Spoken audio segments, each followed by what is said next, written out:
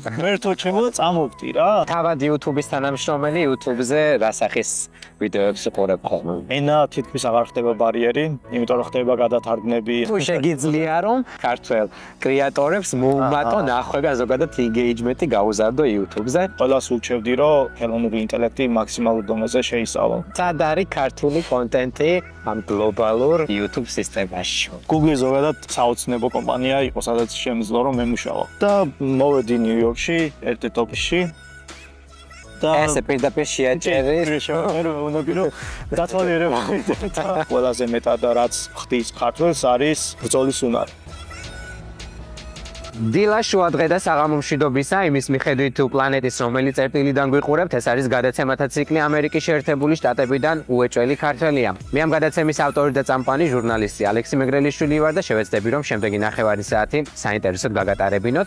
ვიყურებთ როგორც TV პირველის მაყურებელი, ასევე არ დაგავიწყოთ რომ გამოვყვეთ სოციალურ ქსელებში, მოგძებნეთ სახელით უეჭველი ქართველია, გამოიწერეთ ჩვენი გვერდები და გააქტიურეთ ზარისხილაკი იმისთვის რომ არ გამოგჩეთ სიახლეები. ჩემი დღევანდელი გადაცემის სტუმარი არის გიორგი ღვნიშვილი, მოგესალმები გიორგი, Google-ის უფრო კონკრეტულად კი YouTube-ის თანამშრომელი. როგორ ხარ? კარგად, კარგად, შეგობა ხარ. მეც კარგად, მადლობა რომ მიღებ მონაწილეობას ამ გადაცემაში.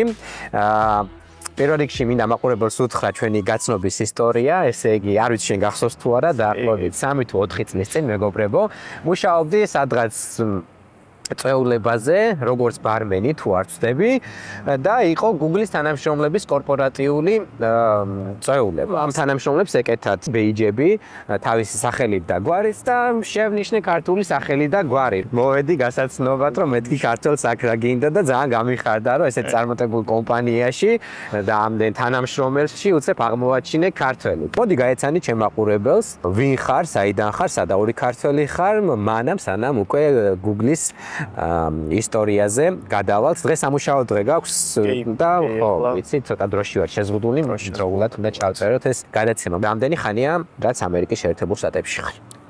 მოკლედ მე ვარ გიორგი ღვნიშვილი, დავიბადე კახეთში, ლაგოდექის რაიონის სოფელ აბინში. ეს არის იმერული რაჭული სოფელი, სხვათა შორის. კი, სადაც ცხოვრობენ ეკომიგრანტები, ხო? კი, ძველი ხალხი, რომელიც გადმოსახლდნენ იმერეთიდან, რაჭიდან 12 წლამდე იქ ვიყავი. შემდეგ კი გადმოვედი თბილისში საცხოვრებლად. ალბათ როცა სტუდენტი გახდი უკვე? არა. ის პერიოდში მე კომაროვში ჩავაბარე და ამის გამო მთელი ოჯახი გადმოვედით თბილისში საცხოვრებლად. და იმის მერე უკვე თბილისში ვიყავი. სტუდენტობა იქ გავიარე. ჯავახიშვილში ჩავაბარე. კომპიუტერული მეცნიერების მიმართულებით. საიდან მოხვდი ამერიკის შეერთებულ შტატებში? ყოველწლიურად თამაშობდი მწვანე ბარათს. მწვანე ბარათის გათამაშებას. მესამე ცდილობაზე მოვიდე. ფორტუნა მოიცალა შენთვის. მწვანე ბარათმა გაისწორდა. მოდი ეს გითხარი, აი მწვანე ბარათის მოგების მომენტი, როცა დაეწერა, რომ ხარ შერჩეული, აი რა ემოციაა ეგ? მეც 4-ჯერ ვითამაშე, ვერ მოვიგე და სულ მაინტერესებს ეგ ემოცია. ძალიან კარგად მახსოვს ეს და იმიტომ რომ სამსახურში ვიყავი, დილით ახალი მსური ვიყავი და მწვანე ბარათის შედეგები უკვე ერთი დღის გამყრნებული იყო. და მე დამავისლა ზუსტი თარიღი ამისთვის და როცა გავიგე, იმიტომ რომ მე უკვე შევსებული მქონა სხვა ადამიანებისთვისაც, ჩემი ნაცნობებისთვის, მეგობრებისთვის. და შემიმოწმეო, ხო?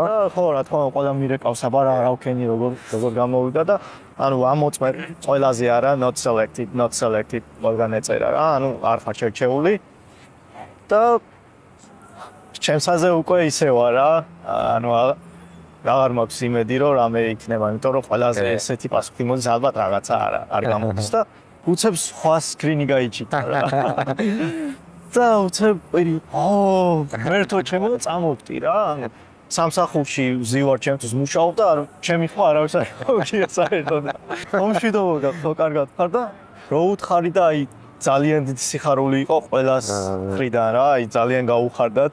კი ბატონო, ჩამოხვედით. თავიდან ქალაქის დათვალიერება დაიწყო თუ პირდაპირ იმაზე ფიქრი, რომ აი მოდი ვიშოვო სამსახური. ახალ ჩამოსულებს ხშირად აქვთ ხოლმე ეგ შიში, რომ აი დრო არ გამეპაროს, რა დროს რაღაცა ექსკურსია არის, დროზე ვიშოვო სამსახური და ცოტა ძველი ჩამოსულები ამშვიდებენ ხოლმე, რომ არიჩქარო ამ ქვეყანას არ უყვარს აჩქარება და ყველაფერი იქნება. შენ შემთხვევაში როგორ? ჩემ შემთხვევაში უფრო პირველი ვარიანტი იყო მე მეშინოდა, იმიტომ რომ ანუ დიდი თანხით არ ჩამოსულა რა და უფრო ვცდილობდი რომ რაღაც მალე მეშოვა. დროში იწება. დროში ვიწებოდი ასე რომ ვთქვა. ვაგზავნით ყველგან ჩემს CV-ს დაახლოებით ალბათ 200 სამსახურამდე გავგზავნე. პირველ ორ კვირაში. შენც კარგი ნერვები გქონია იმ დროისთვის. და ველოდებოდი რა პასუხებს. მე ხო იცი ვგზავნი ხოლმე სიებს და პასუხებს აღარ ნახურ მეზარება მე პასუხების შემოწმე. ძალიან ბევრი პასუხი მომივიდა უარით. იმიტომ რომ ანუ გამოცდილება არ მქონდა ამერიკაში დიდი, 3 კვირაში უკვე შემთავაზება მივიღე სამსახურიდან, საკონსულტაციო კომპანია არის. რისი საკონსულტაციო? ეს არის ბიზნესებს უწევდა კონსულტაციას, მონაცემების და ანალიტიკის მიმართულებით. მე რომ მოვდიოდი ისედაც ან ჩემთვის არ იყო სათაკილო ნებისმიერი სახის სამუშაო. მე უთხარი კიდეც ჩემი ოჯახის წევრებს, რომ შეიძლება მშენებლობაზე მომიწიოს მუშაობა, შეიძლება ნებისმიერი რამე, რაც გადასარჩენად შეიძლება დამჭირდეს, ანუ ყველაფრისთვის. თავარია თვითონ თვემდე თავი გაკეთანე. ეგ იყო პირველი ამოცანა, მაგრამ ნუ ჩემი მიმართულებით მქონდა რაღაც იმედები, რომ ჩემი პროფესიით ვიმუშაობდი. და მართლაც კი სამკვირაში ვიპოვე ეს კომპანია და ოფერიც იყო, მაგრამ მითხრეს რომ background checks შეიძლება დაახლოებით 1 თვე დაჭიროებდა. ეს ამაში გულისხმებოდა შენი სამუშაო გამოცდილება თუ შენი კრიმინალური ისტორიის გამო? კრიმინალური ისტორია გამომდინარე იმიდან, რომ კომპანიის მაღალი პრიორიტეტებიდან და რამდენად სენსიტიური იყო ეს კომპანია, ჭირდებოდაც აბსოლუტურად. მე ექნებ ძალიან კრიმინალი იყავი საქართველოში, როგორ გაიგეს? არა, ეგ ყველაფერი მაგაზე გამოძიებები, ყველაფერი ჩაატარეს. საერთაშორისო გამოძიება, საქართველოდან მოიძიეს შენი კრიმინალური ისტორიები? ფაქტობრივად FBI-ში იწევდი მუშაობას. არა, ასე ჩანდა.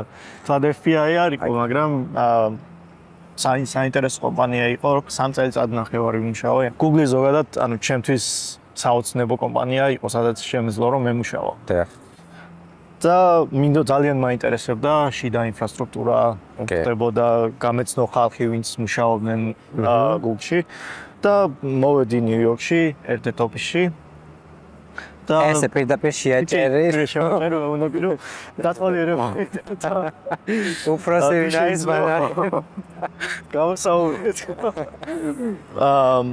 და ნუ უკან გამომაბრუნეს უარით, იმიტომ რომ ვიზიტორებისთვის არ იყო.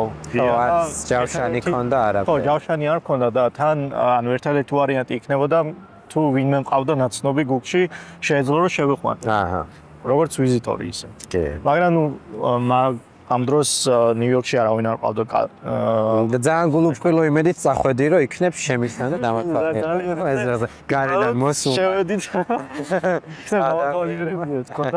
ნუ ვარით მითხრეს და რომ გამოვდიოდი ანუ ერთ-ერთმა მიმღებიდან მითხრა რომ თუ ძალიან გაინტერესებს მისი დათვალიერება, შეგიძლია რომ ერთ-ერთ კონფერენციას დაესწრო და ხშირად ტარდება ყოველ კვირაში ერთხელ და შემდეგ. და მართლაც ანუ ერთ კვირაში ჩავნიშნე. ამიტომ შემიშვეს და ერთ დღესაც ალბათ დაუბრუნდები აქ როგორც თანამშრომელი. აჰა. სხვადასხვა დღესაც გვინდოდა რომ გადაგვეღო შიგნით, მაგრამ ანუ კაცრი ზომები აუსაფრთხოების და ვერ მოხერხდა რომ შიგნით ჩაგვეწერა, მაგრამ გასრულიად გასაგებია ეს.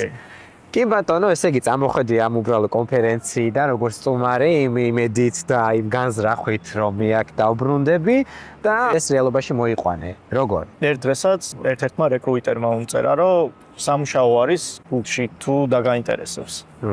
შენი შეთავაზების გარეშე თვითონ შემოგთავაზეს. დაახლოებით 4 წელი დამჭირდა რომ ჩემი იდეიდან გადავსულიყავი რეალურ საქმეში. კი ბატონო. მოდი მოგვიყევი Google-ში მუშაობის შესახებ. მე კონკრეტულად YouTube-იც Google-ს ეკუთვნის და კონკრეტულად YouTube-ში როდის გადავარგდი და როგორია შენი სამუშაო? ჩვენ ვიცით რომ მსგავს სამსახურებში, აი მაგალითად Facebook-ში და ასე შემდეგ არის ძალიან თავისუფალი მოქნილი როგორც დრო, ასევე შიდა, ასე ვთქვათ, სამსახურის ტიპი, აი მაგალითად შეგიძლია წამოწვე, დაიძინო და ასე შემდეგ. ეს არ ვიცი, მითია თუ არა, შეგვითხარი ამის შესახებ. ესე ოფიციალურად უნდა იყოს dress code თუ არსებობს მაგალითად რა უნდა გეცვას თუ კი სულ თავისუფლება. ანუ მე ვიტყოდი უფრო ეს ძალიან Google ზოგადად დიდი კომპანია, ხო? და ანუ ყველა სხვადასხვა დეპარტამენტები არსებობს კლიენტებთან ურთიერთობის დეპარტამენტი, სადაც შედარებით უფრო მაღალი dress code არის, საჭირო და ასე შემდეგ, მაგრამ სადაც უფრო ტექნიკური არის, თავისუფალი ხარ, ანუ dress code თავარია რაღაც ესე არ გამოიყურებოდა ვულგარულად და ასე შემდეგ. დანარჩენი არ არის შეზღუდვა. მინახავს ხალხი ჩუსტებით მოსულან პიჟამოებით. თავარია შენი საქმე გააკეთა და როგორც გინდა გააკეთე. კი, ზუსტად ეგ არის თერდილი ამოცანა ამ გუნდის, რომელიც მუშაობს ამ გარემოს შექმნაზე, რომ მაქსიმალურად flexible იყოს ამ მოქნილი იყოს. დღეში რამდენი საათი მუშაობ? 9 საათი, 10 საათი მაინც. ეს არ არის სავალდებულო. ჩემ ძლია ვთქვა, რომ ან ხალხი არის შეუძლიათ 6 საათი მუშაობა, შეუძლიათ 7 საათი მუშაობა, მაგრამ გააჩნია შენ რა მიზნები და რა გამოძრავებს. მე მინდა რომ უფრო განვითარდე, მეტი ვისწავლო, მეტი შევიცვლო და ამის გამო მიწევს მეტი მუშაობა. როგორ გადაბარგდი YouTube-ში? ამჟამად ხარ YouTube-ის თანამშრომელი და მოგიყევი როგორია ამ სფეროში მუშაობა. შეგიძლია რომ შენს ქართველ მეგობრებს, ქართველ კრეატორებს მოუმატო ნახვები ან ზოგადად engagement-ი გაუზარდო YouTube-ზე, როგორც YouTube-ის თანამშრომელი. ეს ძალიან საინტერესო იქნებოდა ეს ყველაფერი რო შემეძლოს, მაგრამ სამწუხაროდ მე ამ კონკრეტული მიმართულებით არც მუშაობ სიმართლე რო გითხრა, ან ალგორითმი და ეს როგორ ხდება, ამაზე პირადად მუშაობა არ მიწევს. კი ბატონო, აი რა არის შენი საქმე გითხარი აგვიხსენი მაშინ. მე უფრო მუშაობ YouTube-ის შიდა ნაწილში, შიდა არქიტექტურაში, ასე რომ ვთქვათ, სადაც ხდება ბიზნესთან გარიგებები და გადახდების სისტემა, როგორც მუშაობს, მაგრამ ჩვენი ამოცანა არის უფრო მუსიკის მხარეს, მაგალითად დიდ ლეიბლებს, მუსიკის ლეიბლებს ან გამომცემლებს მუსიკის, რომლებიც ან მუსიკის შექმნაში იღებენ უშუალო მონაწილეობას. უზრუნველყოთ რა, აი მაგალითად ხარ ბრუნო მარსი და შენ რას აკეთებ? ანუ ბრუნო მარსთან მე კონკრეტულად არ მაქვს შეხება, მაგრამ ბრუნო მარსის აქვს მაგალითად რამე ლეიბლთან გაფორმებული კონტრაქტი. ის ჩვენ მუსიკას უსმენთ და ამ მუსიკის ხედვის შესაბამისად YouTube-ში მოგდის ინვოისები. ამ ლეიბლებიდან ვერაფერი ვერ გავიგე და დაწუნებული ვარ, ჩემ ძირფასმა მაყურებელმა ძალიან ცოტა გაიგო. მოდი ახსნი როგორ გავიგე და თუ სწორია დამიდასტურე თუ არა და არა. მაგალითად საპროდიუსინგო კომპანია მატვირთა ვიდეო, მაგალითად იქნება ეს ბრუნო მარსი თუ რატო ავიჩემე.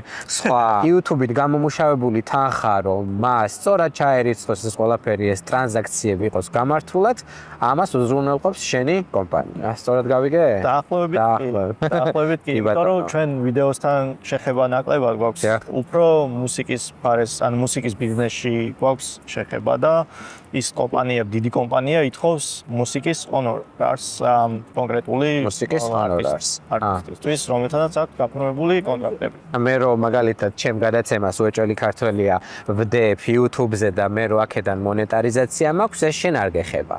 ანუ შენ ამ ჩემი თანხების გამომუშავებას არ უზრუნველყოფ. მუსიკას მე შევეხება და ის მუსიკა მე ძალიან ლიცენზირებული მის მუსიკა რომ გამოვიყენო, უკვე შენთან მექნება საქმე. გასაგებია. ეს არის სფერო, სადაც ხელოვნურმა ინტელექტმა ალბათ სრულიად ამოაყირავა ყველაფერი და მათ შორის შენი სამსახურიც. რამდენად შეცვალა ხელოვნურმა ინტელექტმა შენი სამუშაო, გაართულა, გააიოლა, გეხალისება თუ ეს არის დამღლელი სამუშაო. ხელოვნური ინტელექტი დღეს ყველგან გამოიყენება. აბსოლუტურად ყველა სფეროში და თანდათან უფრო და უფრო იხვეწება, ხო? და ეს ყველაფერი ამარტივებს საქმეს, რა თქმა უნდა, იმიტომ რომ რაღაც ამოცანები რაც იყო ისეთი, რომ ყოველთვის აკეთებდი, ძალიან მარტივი იყო და რისი ავტომატიზაცია შეიძლება და დღეს უკვე ხელოვნურ ინტელექტს შეუძლია ამას გაკეთება. რა მერჩევას ხო არ მისცემდი კონტენტის კრეატორებს ან ალგორითმის მუშაობის შესახებ, ან აი რა უნდა გაითვალისწინონ, თუნდაც დამწყებებმა. ან მე კონკრეტულ ალგორითმს საუბარი, ასე რომ ვთქვი, არ შემიძლია. კი, გასაგებია, მაგრამ ჩემ კომპანიიდან, მაგრამ მე იმას ვიტყოდი, რომ მნიშვნელობა არ აქვს ამას კრეატორი არის, უბრალო ადამიანი არის თუ ვინ არის, ყველას ურჩევდი რომ ხელოვნური ინტელექტი მაქსიმალურ დონეზე შეისწავლონ. ეს არის ასე რომ ვთქვათ 21 საუკუნის ინტერნეტი, რომელიც ინტერნეტი თავიდანვე ერთ პროცესში იყო, ხალხმა რომელმაც თავიდანვე აითვისა, მათ უფრო მეტი მიაღწიეს ცხოვრებაში. და ადამიანებიც თუ მალევე აითვისებენ ხელოვნურ ინტელექტს, ეს კიდევ უფრო დაახლოებით 100-ჯერ მეტი ძალის არის ვიდრე ინტერნეტი. თუ რა საქართველოებიც შენ სამსახურში ან YouTube-ში მუშაობენ საქართველოებიც თუ მარტო შენ? სხვადასხვა დაახლოებით 1 წლის წინ გამოჩნდა ერთ-ერთი ქართველი, რომელიც ლონდონში მუშაობს მწუხაროდ. ახლოში აქ არავინ არ არის YouTube-ში ქართველი და ჩემთვის სამწუხაროა. ჩემ თანამშრომლებზე რაც შემიძლია თქვა, არის ნამდვილად ფიქსებული ადამიანები და ანუ სპეციალურად შერჩეული ადამიანები, რომ ნამდვილად ანუ კარგად შეასრულონ თავის საქმე მაქსიმალურად ისე რომ ანუ არაფერი პრობლემა არ იქნება. მე კერძოების გარეშე. აი ახლა ეს რომ ვიღაცა YouTube-ის თანამშრომელი არის და რა ვიცი, გაამტარა მაგალითად შეყვარებულმა ან ვიღაცამ და აი ამაზე რა engagement-ს დაუგდებ და ნული ნახვა ექნება ესეთი რაღაცები არ სრულყოფილი. ეს დიდი კომპანია რა თქმა უნდა და უფრო სრულყოფილია მაგისგან ყველანაირად დაცული ვარ. ხო, რა თქმა უნდა, ესეთი დაბალი წარმოდგენა არ მაქვს YouTube-ზე, რომ გავდეს ეს თანამშრომლები, რომ ესე პირადი გადაწყვეტილებებით იღებენ. ანუ მე მართლა სიმართლე რომ რა, ანუ მე ამაყება ამ გუნდში მუშაობა, იმიტომ რომ ესეთი კარგი ადამიანები, ერთად შეკრებილები, რომელსაც ანუ არანაირი ცუდი განზრახვა არ ამოძრავებთ და ცდილობენ რომ მაქსიმალურად დაეხმარონ ხალხს, გარეთ. რა, იმიტომ რომ ჩვენ რასაც მუშაობთ ყოველ დღე თითოეულ ადამიანს ეხმარება. შენი პროფესიისთვის მთავარი მაინც მათემატიკის ცოდნა არის? ესე ვერ ვიტყოდი რომ თლად მათემატიკის ცოდნა არის. მათემატიკა ძალიან კარგი რამ არის და გეხმარება ზოგადად აზროვნებაში, ლოგიკურად ჩამოყალიბებაში და პრობლემის სწორად გაგებაში, მაგრამ ესე რომ ვთქვათ, კონკრეტულად მარტო მათემატიკა არ არის. არის როგორც ვახსენე ლოგიკა, აზროვნება, პრობლემის სწორად გაგება. და ამის შესაბამისად მათემატიკა ანუ ყველაფერში გეხმარება კეთილად. შენი ტვინი ალბათ არის ძალიან ესე აქტიური ყოველდღიურად აი ამ სამუშაოში, რით ასვენებ საკუთარ თავს, საკუთარ ტვინს, სამსახურს გარდა აი რითაც ხვდები რომ აი გჭირდება ეხა უნდა შეეშვა კომპიუტერიდან ადგე და აკეთო რა. რაც არ უნდა სასაცილო იყოს მუსიკით. მუსიკის სფეროში კი ვარ, მაგრამ ანუ მუსიკა უფრო მამშვიდებს. როგორია შენი ცხოვრება, შენი ნიუ-იორკული ცხოვრება, როგორ მოგწონს ეს ქალაქი და ასე ვთქვათ, ხომ არ ფიქრობ რომ აი საქართველოს შორდები თანდათან და ხდები ამერიკელი. სამსახურის გარეთ უფრო სპორტით ვარ დაკავებული, ბოლდილით workshop. უფრო ვცდილობ რომ თუ მე ახლო წრე მყავს მაინც მეგობრების ძალიან ცოტა ნიუ-იორკში განსაკუთრებით. ქართველები? კი, ქართველები. უცხოელები თითქმის არ ყავს მეგობრები. ახლო მეგობრებს სკოლის მოტორე ისე როგორ არ ყავს. ეხლა ნახსენე რომ ანუ ქართველობას რამდენად შორდები, ხო? მაგრამ ფიქრობ რომ მე მაინც იმდენად არ შორდები, მიუხედავად იმისა, რომ შორს ვარ. იმიტომ რომ როგორც ვახსენე, ანუ ჩემი ახლო მეგობრები ზუსტად ქართველები არიან აქაც და ისე ვინარჩუნებთ ჩვენს ტრადიციებს, კულტურას, იქ მეგობრობას, სტუმრამასპინძლობას, ეს ყველაფერი ისე შენარჩუნებულია და ზოგჯერ ფიქრობ კიდეც რომ ანუ ქართველობა ზოგჯერ უფრო ძლიერდება, ვიდრე სუსტდება. იმიტომ რომ რაც უფრო მოშორდები და ანალიზებ რომ აი რა მარტო ვარ მე.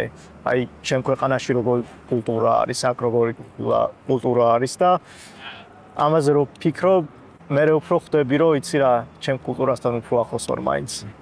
და ჩემში ასე არის, ანუ მე ქართველობიდან რაც მიყვარს ყველაზე მეტად და რაც ხდის ქართველს არის ბრძოლის უნარი. უილ სმითს აქვს ერთ-ერთ ინტერვიუში ახსენა რომ მე მინდაო რომ დედამიწა დავტოვო უფრო უკეთესი ვიდრე იყო, რადგან მე ვიყავი ამ დედამიწაზე. აი ზუსტად ეს პრინციპი მაქვს მეც ცხოვრებაში რომ მინდა რომ დედამიწა უფრო უკეთესი დავტოვო ვიდრე იყო სანამ ვიყავ. შენი აგური დადო. თუ განიხილავ, როდისმე დაბრუნდე საქართველოში საცხოვრებლად და შენი ეს Google-ის გამოცდილება მე უკვე მოახმარო შენს ქვეყანას. რა თქმა შორეული პერსპექტივა. ანუ ამჟამად არ არის ახლო პერსპექტივაში ასე რომ ვთქვათ, მაგრამ ძალიან დიდი სურვილი მაქვს, რომ საქართველოშიც იყოს ასეთი ძლიერი კომპანია. შეიძლება Google-იც იყოს, არ არის გამორიცხული. ან შეძლებ რომ შენი საკუთარი კომპანია შექმნა რამე ისეთი მსგავსი?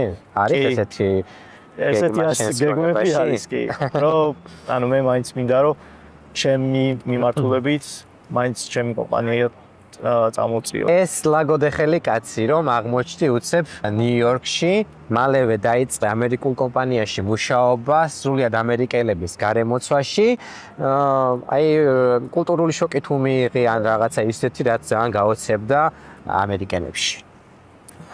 კი, ან თავიდან იყო რა თქმა უნდა კულტურული შოკი იმ მიმართულებით, რომ ანუ საქართველოში ძალიან ახლოს ვიყავი მე ჩემ თანამშრომლებთან, როგორც ძმაკაცები, ისე ვიყავით, ერთად გავდიოდით და ასე ფორმალურ სტილს, არაფორმალური ურთიერთობები. არაფორმალური, ანუ სამსახურის გარეთ ვიყავით, მაგრამ აქ რო ჩამოვედი, უფრო ცივი გარემო დამხდა.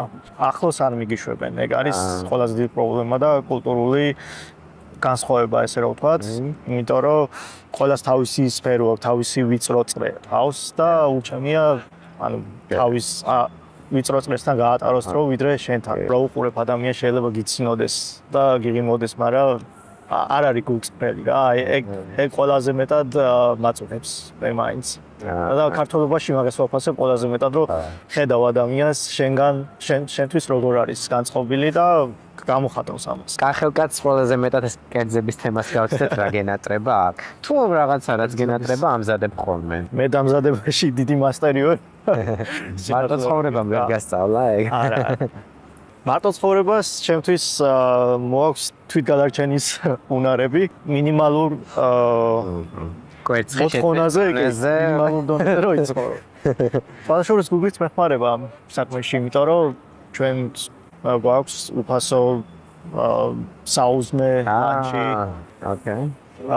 სადილი და ასე შემდეგ. და ეს მეხმარება მიწყობს კეთს რა თქმა უნდა. რა დონეზე გეხმარებათ კომპანია რომ ბოლომდე იყოთ თანამშრომელს არ შევოდეს და ბოლომდე იყოთ შრომის უნარიანი. ქართულ კონტენტს თუ აქვს პოტენციალი, იქიდან გამომდინარე რომ ქართული არის ქართული და ენობრივად არის მაინც შეზღუდული და ქართულ აუდიტორიაზე გათვლილი. სად არის ქართული კონტენტი ამ გლობალურ YouTube სისტემაში? კონტენტი მაინც რაც უფრო თავისებური არის და უნიკალური არის, იმიტომ რომ კოპირება არავის არ ჭირდება დღეს მსოფლიოში, არ არის საინტერესო მაინც. რაც უფრო თავისებური არის კონტენტი, მით უფრო დიდ ინტერესს იწვევს რა თქმა უნდა და ქართული კონტენტი არ არის გამონაკლისი ამ შემთხვევაშიც და ფიქრობ რომ ანუ მომავალი აქვს. ენა თითქმის აღარ ხდება ბარიერი, იმიტომ რომ ხდება გადათარგმნები, ასე შემდეგ, რომლებიც ამარტივებს ამ ყველაფერს და ერთად შეიძლება რაღაც კულტურული ხუმრობა და რაღაც, ანუ ვერ გაიგოს სხვა. თავად YouTube-ის თანამშრომელი YouTube-ზე რა სახის ვიდეოებს უყურებ ხოლმე? უფრო მუსიკალურ ვიდეოებს უყურებ. გამომდინარე იქიდან რომ მუსიკა ძალიან მიყვარს და მაინტერესებს. და ასევე პირადი განვითარების ვიდეოებს უყურებ ძალიან ხშირად. პროგრამისტებს სულ მგონია რომ ხერხემალი აქვს დაზიანებული სულ კომპიუტერთან დონით და მითია თუ რეალობა.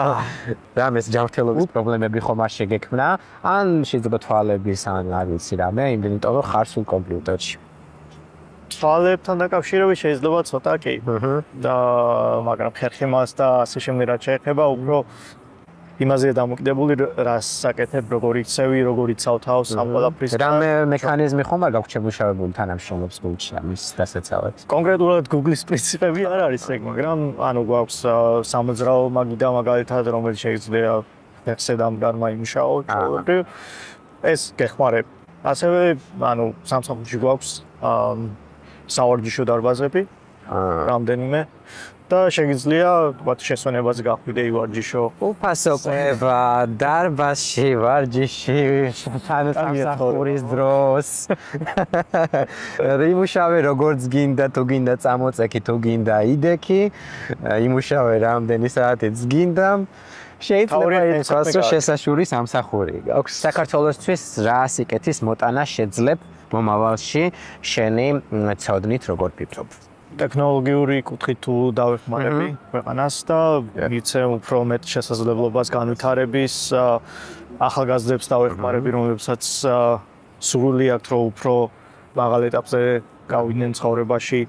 შეიძლება ეს იყოს მომავალში დაფინანსებაც ასევე იმ ახალგაზრდების, რომლებსაც ნიჭიერები არიან, მაგრამ რაღაც არ შეუძლიათ სხვადასხვა ეკონომიკური მოვლენებიდან გამომდინარე. მე პირადად იყო რომ რაღაც პერიოდში გვიჭირდა კიდეც და ბევრ რაღაცაში უკან დახევა მომიწია ამის გამო. ძალიან დიდი მადლობა დათმობილი დროისთვის. ვიცი რომ გეჩქარება შეხვედრა გაქვს სამსახურში, ამიტომ მეტ დროს აღარ წაგართ. ასეთ იყო დღევანდელი გადაცემა მეგებშიდობებით ერთი კვირით. არ დაგავიწყოთ მეგობრებო რომ მოგძებნოთ სოციალურ ქსელებში და გამოგვიწეროთ, რათა არ გამოგჩეთ სიახლეები. შევხვდებით ერთ კვირაში.